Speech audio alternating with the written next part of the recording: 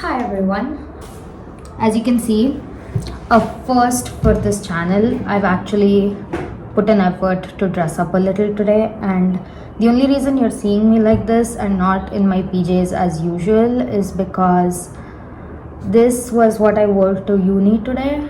It's a Friday. I had university classes to attend. So this is what I wore. In fact, I look so pretty. This outfit of mine deserves appreciation. I wore this sundress. I don't know if you guys can see. Like, yeah. Let me even show you guys. Like, can you see the reflection? So yeah, on top of it, I just wore my mom's denim looking t-shirt. So that's what I wore. I don't know if I looked at the camera, but whatever. That's me today. It's the end of the month. It's 31st January, which means we all know it's time to do a reading wrap up. And this month in terms of reading was actually really good. I got back to my old self and actually planned out an entire TBR that I wanted to read for this specific month. And I had like 12 books I wanted to read, which if you guys follow me on Instagram, you might already know what those 12 books are. If you guys are not following me, you should. The link's always going to be in the description, so you can just click and follow and commiserate together about how awful it is to read books when you have to like study for exams. Follow me there on Instagram. I had like 12 books I wanted to read. I read, I think, 8 of them, which is really good. And I also read some other ones because they were arcs. So like, I signed up for an arc, I got it, I had to read it before the release date. In total this month I read 12 books. It's just talk about what those 12 books are. The very first book that I read was an arc meaning advanced reader copy of Reckless Love by Willow Astor. This book is the third book in the Single Dad playbook series, and you can tell by the title of the series that all the books in the series are single dad romances, but this particular one is a best friends to lovers romance. So the main characters that are Rhodes and Ella, I think her name is. So yeah, those two have known each other since college and have always been best friends. When you start reading this book, you find out that they have always harbored romantic feelings for the other person, but they have never been able to tell it because the timing was not right, or they were too scared about what it would happen to their friendship if they did confess the feelings. So they don't tell it, but in this book you finally get to see them get their happily ever after. Overall, this book was okay. There are 3 books in the series and I loved the first 2 books. They were really nice. This particular one, I didn't like it so much because I love a good friends to lovers romance, but there's like a lot of tension that can be written, like when you're writing a friends to lovers romance between the characters, and there's usually a very good reason as to why they haven't confessed their feelings to each other already, especially when it is unrequited love. But in this case, I don't know, I felt as if the plot was just being dragged on, and at some point it got a little frustrating. I just wish they would like confess their feelings and like be done with it. Like the book could have ended so much sooner without additional chapters trying to build the tension. That's what I think about Reckless Love. But seriously though, if you love small town romances and single dad romances, then I still think you guys should read the series. It's really good. The first 2 books are especially good. I think it's Mad Love and Secret Love. So then I read my very first Elsie Silver books, which is the entire Chestnut Spring series. It has 5 books, as we all know. I feel like I'm the last person to be reading this series. Like anybody who's been on Bookstagram or been part of the bookish community on social media would have like probably read this series, especially if they read romances. And I feel like I'm the last one to do that. I read it and I am absolutely in love with the whole Chestnut Spring universe.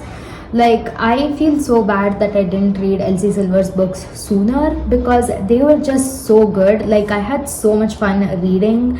It had like everything, the romance, the spice, the jokes, the tension, the chemistry was so good. I'm not gonna talk about the series a lot because I have an entire reading blog which you can check out by clicking here. I think it's supposed to be in this corner.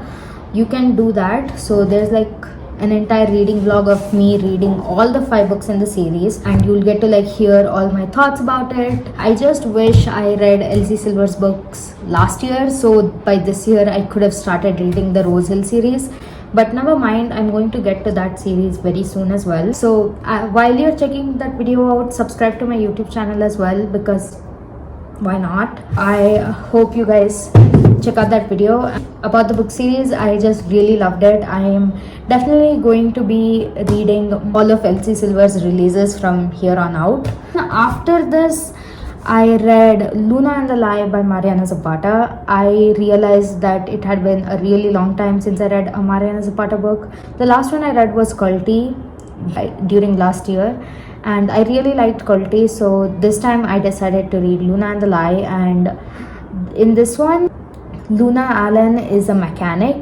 and her love interest happens to be her boss at the car mechanic garage, or whatever you call it. And you know how Mariana Zapata's books are, they're like incredibly slow burn, and like there's a lot of tension, and you're kind of like dying for every piece of interaction that the characters have. It's just such a good slow burn. I had a lot of fun reading it. I like ate it up in like 2 days. I just had fun reading that series. If I had to rank all the Mariana Zapata books I've read, I definitely wouldn't put Luna and the Lie at first, because the first spot for me is From Lukov with Love. That's like my all-time favorite. In fact, my best friend at uni is reading that book right now. If I convinced her to read it. And anyways, we were talking about Luna and the Lie. That book was really fun. I had a lot of fun enjoying the slow burn between the characters, and then the whole found family trope. And it was really nice. Like Luna is an elder daughter, and she takes care of like all her siblings, so it was really endearing to see the way she cares about her siblings, and the way he cares about her. His name is Lucas Ripley. He's obviously a mechanic too, because you know he's her boss. He knows how to fix cars, and he also has a bunch of tattoos, which is like awesome. Then after that, I think I read Forever by R.E. Wright. Forever was also an arc I received. I think it was like a re-release. So this is a second book in a series. I don't remember the series name. I'll like type it down below or something if I remember it. It's an enemies to lovers forbidden romance. It has the best tropes ever, and it's the romance between I think an investor, or like I don't know, like some finance manager. Like he's a finance manager and she's a lawyer, and she happens to be his best friend's employee. So like his best friend is her boss. The main characters are supposed to work together to help his best friend with some office related stuff, or like personal stuff, I think. And then they don't get off on the right foot. In fact, the first time they meet in an elevator, and like he does something really rude and she slaps him. So now they're like forced to work together, and there's like so much tension between them. And also like the arc that I received had the cartoonish cover. Like obviously you can see in the picture, so it had like that sort of cover. I was pretty surprised when I found out how spicy this book was. Like the scenes are like so graphic and like very much filled with like I don't know, heat. Like think of like Anna Huang's books, but like in a rom-com sense, if you will. Because this book definitely has its jokes or whatever, but it also has the same spice levels as you would find it like in an Anna Huang book. That was kind of pretty surprising, but like not a bad thing at all, because who doesn't love a little bit of spice every now and then? That is Forever by R.E. Wright. I read Offside Rule by Maeve Hazel. This is a very small novella. It's like only 150 pages, so like you can legit finish it in like 2 hours or something. This is a sports romance between a soccer player and the referee. So like, you know, the referee who's like playing the whistle, who's like blowing the whistle or something, and they kind of like give those red or yellow cards or something to the players if they like break rules or something. Romance between them, and it was okay. Like, it's an age gap romance. She is like, I think, 5 years older than him. The problem with me is that these age gaps don't seem realistic at all. Like, he's a 19-year-old and she is like 25 or something. I don't know. Like, somewhere. She's like in her 20s, like in her mid 20s, and he's just 19 years old. So, like, I'm about to turn 19. It's just, I can't imagine in my head like falling in love with someone who is like that old. Like, I wouldn't even meet that sort of person anytime soon. That part seemed a little too unrealistic for me. But like, I'm kind of being a hypocrite here because I have read other romances where the age gaps are much larger. Like, you know, Birthday Girl or The Doctor by Nikki Sloan. But in this particular book, like, he's like way too young, in my opinion. Even her previous book, I think that was called like Papers Don't Lie. Even in that book, she was like 18 years old and he was 26.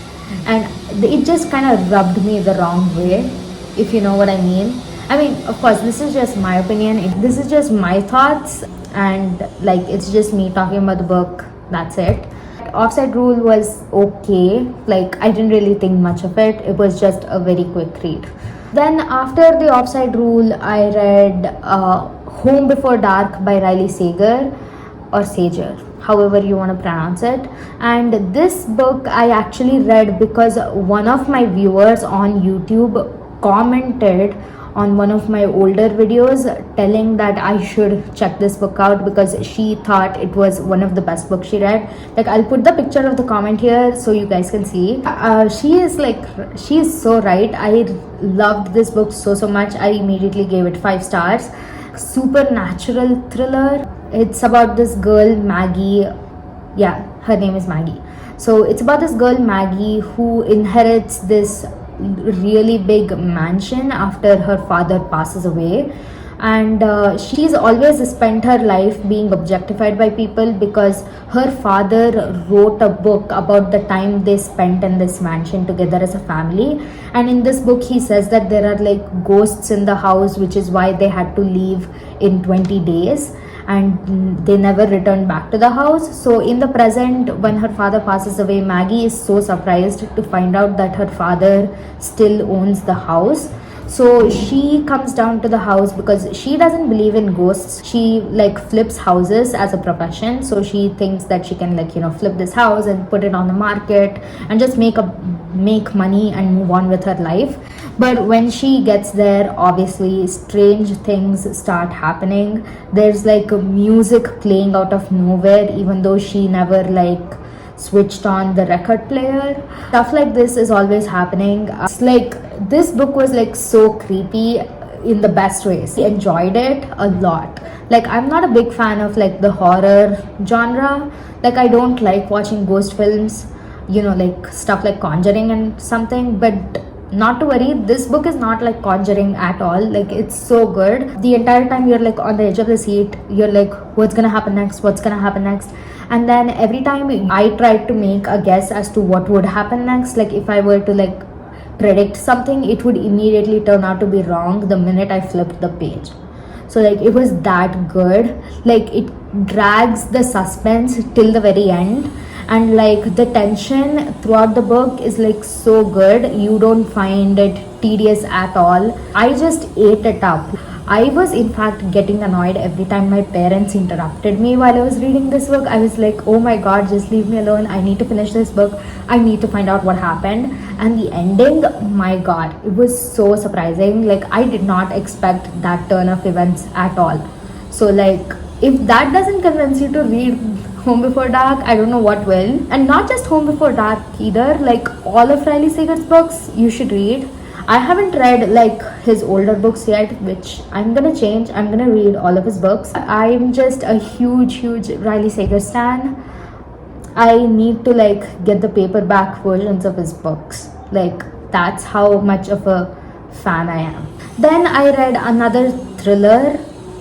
No, it's like more of a mystery, I guess. It's called Cold Justice by Taylor Stark. So it's a book in a series featuring this detective Carly Phoenix. Cold Justice is the first book. I like purchased it for free on Amazon because sometimes they have offers like that. In the first book, you see that Carly is an FBI agent, and she's like supposed to be one of the best, but she also tends to be a little too reckless. So when one particular mission is about kind of almost goes sideways, and her higher ups kind of demote her to work on cold cases, so she has to move back to Chicago to the cold cases unit office. Chicago happens to be her hometown, so she moves back there and she kind of starts working the cold case unit until she comes across a particular case and ends up solving it basically. And like Carly is supposed to be like really good at figuring out clues and stuff, like she sees what other people don't, and so this kind of helps her like piece together what happened and who the culprit is. That's pretty much the gist of the book. It is a really short book, surprisingly. Like it's only like 250 pages, like it's less than 300, so I think it's like a pretty quick read. If any of you want to like kind of increase your reading count or like move towards your reading goal for the year, you should definitely check out that book. It's pretty short. I think you'll be able to finish it in like 2 days max. It's like Hercule Poirot mystery but in modern day. It's construction. I'm gonna drink water.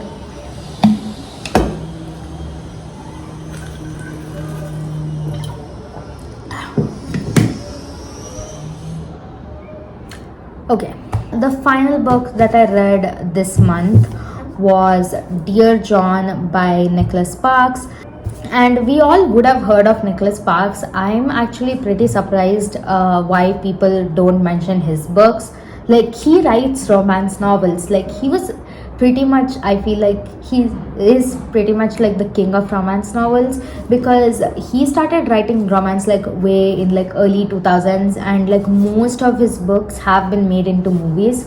In fact, I have the movie tie-in cover of Dear John, you know, Channing Tatum and Amanda Seyfried. So like I've read a few of his books and I really liked them, and this one I liked it as well. Not as much as the other Nicholas Sparks books I've read, but this one was pretty good too. This book is basically about John, who works in the military, and when he's on break in his hometown, he meets this girl Savannah. They form like an instant connection. It's like insta love. They like immediately fall head over heels for each other, but he has to like go back to the military base in like a couple of days, and so they decide that they're gonna try the long distance relationship, and it's pretty much their story. I don't want to spoil the book. If you guys have watched the movie, then good for you, you know how this ends. But like for those of you who haven't watched the movie or read the book, I'm not gonna spoil it. It's just basically them trying to figure their relationship out. There's like a lot of obstacles in their way that they have to like cross, but my favorite part about this book is not the romance, it's the relationship John shares with his father. Like his father is the sweetest man ever. Like he's so sweet and so adorable, like in his own way. The relationship, that their like trajectory of the relationship from the beginning to the end of the book was just so heartbreaking and so loving.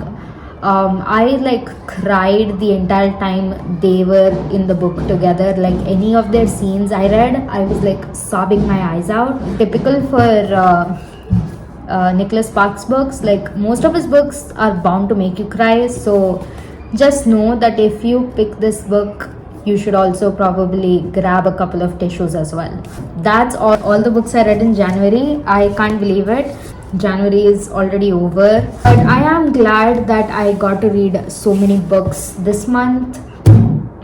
I didn't obviously read all the books on my TBR that I was supposed to read this month, but I did read a lot of books. Like I read 12 books in total, which is an amazing thing. So I hope I can continue reading books like this next month and moving forward as well. Thank you guys so much for watching my video. I have a lot of fun content planned for February, so like I mentioned earlier, subscribe to my channel so that you can see that fun content as and when it comes out in Feb. So you guys should definitely subscribe to my channel and also follow me on Instagram. Just thank you guys so much for watching the video. I will see you guys next month. Bye.